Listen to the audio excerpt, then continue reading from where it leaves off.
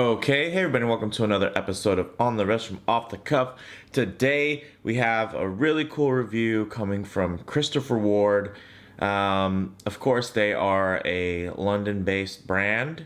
They basically, their market segment is, they're kind of a micro brand, but I think they've kind of ascended beyond that. They're more kind of a boutique brand now just because of the level of finishing and quality, and also, a lot of their now kind of near iconic styling that they're starting to come out with. I think they're really staking their claim as a real serious player in the game, and not just kind of a forum darling, but now a serious watch kind of in the industry. So a little bit about the type of watch. This is, of course, a dive watch, a channel favorite as far as key characteristics and common design language. When you're looking for a diver, of course, you're going to want something that's water resistant, normally through some type of screw down crown, something tough, legible, dive bezel, and a dive extension. If there's a bracelet, this piece, of course, is on the rubber strap, which I'm really excited to show you guys because I think it's actually a very cool feature and has a lot of nice little details on there. For comparison's sake, I thought it would be kind of fun to bring out kind of the classic C.Ward, kind of what most people came up with when they were first learning about the brand versus kind of now the newly rebranded model. And then, of course, this is the titanium model, which takes it up an even higher notch and kind of gets into more clean, very modern lines versus the more retro vintage style of the original C60 Trident. So I think it'll be a nice little comparison. You guys can kind of see how the brand has grown, the level of finishing, and kind of the design language that you would associate with C.Ward, kind of how things have shifted to a more clean and very modern design aesthetic. So a little bit about this particular model. It's the C60 Trident Titanium Pro 600. Its retail price is $945 on rubber, and then of course you can also get it on bracelet, and there's different types of sales and things that go on throughout the year. So that is just the current pricing for right now, but make sure you check the website and see if you can get any kind of special pricing. The case is, of course, the very familiar 42 millimeter diameter. It is actually now marketed as a 43. But of course, it's just one of those things where basically the bezel is slightly bigger than where they measure in the body. So, it could really go either way. Still has the same 13.3 millimeter height from the stainless steel version of the updated C60 600. And this particular model is made out of grade 2 titanium. Everything else pretty much remains the same. The crystal, flat sapphire, that inner AR coating, the ceramic bezel. Really, the biggest difference here from what you've seen before is, one, the updated branding, with the logo right there at the 9 o'clock. And then also, of course, this is the titanium model, and it does have that darkened lume and very stealthy kind of tactical look to it. So let's go ahead and zoom out.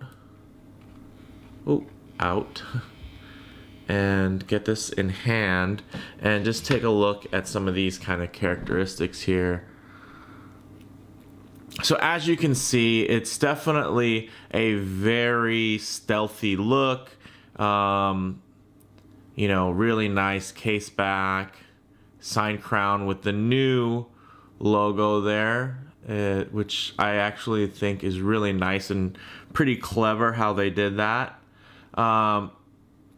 And then the the new font, which not everybody's been crazy about, but I think, especially in this particular model, I think it's actually a really great look, and I think it really suits the aesthetic actually better than the original, because this actually was released kind of in that in-between phase when they still had the older logo, but in this actually newer design. So let's go ahead and kind of compare and contrast here. So as you can see, the original C60 Trident that we kind of all came to know and love, you know, it definitely drew some heavy inspiration from some very classic watches. I mean, one of them, the dial is very Seamaster-like.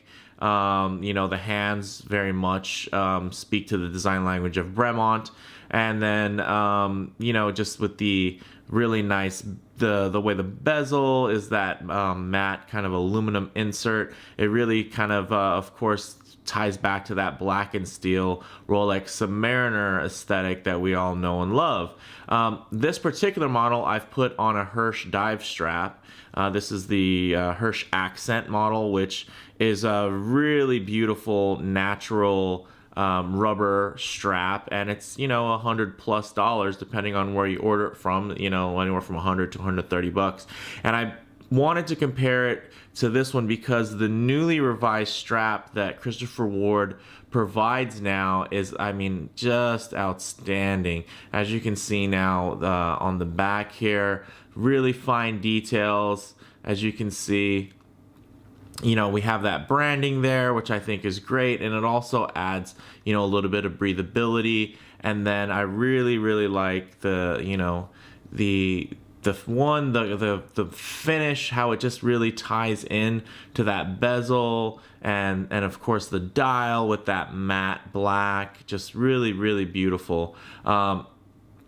So definitely higher contrast, you know, in the kind of older classic style, which is, you know, pretty cool because, you know, right now kind of those pre-ceramic Rolexes are very much, you know, becoming collector's items and becoming more and more sought after. Even the homage industry, you're starting to see more homages to the aluminum inserts, kind of going for more of a retro look. So I think it's actually really cool that for Christopher Ward, they're kind of already in that period of, you know, of their brand history where now they actually have older models that aren't really that old that are somewhat more sought after now. You know, one, for the original branding, two, you know, that beautiful wave dial, which is offered on the newer models, but, you know, I don't think that the wave dial really flows as well with that new font and the kind of the dial layout that you'll see here. And one of the things I really like about this particular titanium model is that they actually skipped the wave pattern, and I think it actually goes much better with the new branding to not have that there. I feel like it's more simple, clean, and modern versus, you know, the more ornate details of having that textured dial. So as you can see, I mean, you know, even the buckle is really nicely signed, nice brushing on there. You know, of course, the new brand. The keepers are also very nice, high quality. I mean, they could have been a little bit more detailed, but considering this part of the strap, you know, it does kind of fade off. As you can see, these actual indentations, these accent markings, are actually kind of fade out. They start out thicker and deeper, and then they kind of get lighter as they go down, which I think is a really, really great look. You know, adds just enough visual interest and play to this model. And, you know, it's just really, really nicely done. And then, as you can see, the case finishing, still that classic, you know, C60 shape. And then you can see, of course, leaps and bounds better as far as that case back finishing. Very light etching here versus the nice deep stamped case back. And then now with even the revised font there, really, really beautiful. And then, of course, the revised Trident itself. So, you know, we have covered the C60 in the past, you know, in various trims. So make sure to check those out if you are interested in the stainless steel models. But just to recover some of these items, you know, of course, it's using Swiss Superluminova that is blacked out. This is water resistant 600 meters. You know, this has this really nice new high density natural rubber strap, you know, matte black dial. The actual bezel is also loomed, which is really nice. You know what? Let's go ahead and get a loom shot in while we're here, we'll charge it up. You know, of course, this model isn't gonna have, you know, crazy lume. I mean, it's blacked out. So I think that should already be a pretty good indication that this model is, you know, not necessarily targeted to have the brightest crazy lume or anything. But as you can see, even in the bright light, you can see that it's already picking up a charge there. But let's go ahead and shut the lights off. So as you can see, yes, it is quite a dim lume, but it is there and you can see it. You know, even the older model, you know, people complained about the lume. I'd say it's probably about on par with the original C60, you know, but you know, this isn't the ultimate legible watch. This is definitely more of that tactical feel, you know, kind of stealth mode, really blacked out, murdered out, that whole aesthetic. If you're into that kind of blacked out look, you know, this is definitely the watch for you. If your car's blacked out, you know, black rims, tinted windows, this is definitely something that you might be interested in. It really kind of suits that really cool, very masculine aesthetic. And, you know, one of my time in the Marine Corps, this is definitely a piece that I could see myself as, you know, of wearing back in the day. I mean, of course, this model too, I think this one probably would have looked great with my dress blues even. But as far as with my camis, I mean, this is definitely a piece that has the chops, you know, being 600 meters water resistant and everything, as well as the style and aesthetic, where this is not going to be giving off a lot of reflection. It's not going to give away your position. You know, it's just a really beautiful matte finish, you know, lower contrast, but when you look at it, you can definitely tell the time. But it's something that, of course, as the light catches the dial, that contrast is going to fade. And, you know, kind of as the bright black or as the black, you know, kind of shimmers and shines, it's going to blend more with the gray indices and also the lume there. But I think it's definitely a great looking piece. Rides really well on the wrist. You know, really the main thing here as far as wearability is, one, it's in titanium, so it is fairly lighter, but still quite substantial on the wrist. You know, it feels really nice. It's not by any means a flyweight titanium watch, where you kind of have to worry sometimes. Watches that are in titanium, do they feel a little bit cheap sometimes? And you know, it's really not the case. It's just they're so light that I think that we've kind of equated mechanical watches with that feeling of heft and kind of tying that to the feeling of quality. And you know, this is not one where you're going to be, it's such a featherweight that you're going to kind of worry about it. I think it feels light, but you know, it feels really, really nice and still substantial. You're not going to necessarily forget about it on the wrist like you might some other very lightweight titanium models. This is one that has that wrist presence, that you're going to still recognize it on the wrist and you won't forget about it. You know, and then compared to this model, you know, actually I wouldn't be surprised if they still kind of weighed in pretty close to the same. This piece, you know, I love this strap. This is probably one of my favorite dive straps. You know, and I've tried them all, Benedetto Centuri, Isofrane, you know, Crafter Blue. And, you know, as far as styling and comfort goes, this thing is just top notch. I'm not saying it's the best out there, but it is one of my favorites. So more on the subjective side, the Hirsch accent. And I think with the textured dial, then you add, you know, the textured strap here, it almost calls back to Tropic straps of the past, but adds a little bit more style. And I think, you know, of course, the finish on here, that satin rubber color definitely goes with, you know, the satin finishes on the aluminum bezel insert and whatnot. And, you know, still one of my favorite pieces. I kind of wish I wore it more, but, you know, it's got a lot of competition when it comes to a black and steel watch. You know, everybody, if you guys have watched my channel, you know I have a lot of blue dial divers, but you know, even for my black dial divers, I do have quite a few. So this one faces a lot of competition, but you know, this really holds a special place in my collection as something that reminds me of, you know, kind of when I first started collecting and really discovering micro brands and, you know, finding that bang per buck there. But let's go ahead and pull this one off screen and really focus right here on this guy and kind of my final thoughts. So as far as model variants go, you know, of course they have, you know, the 42/43 that you've seen here, but there's also 38mm models. There's the vintage model, which also is matte and forgoes the wave dial. You got the GMT, you got in-house chronometer, and you also have the non-in-house chronometer now, which is really cool. They have quartz models. I mean, this is just a really cool range for Christopher Ward, and it's one of their more strong lines, and you know, this is definitely one that brings in the bucks for them.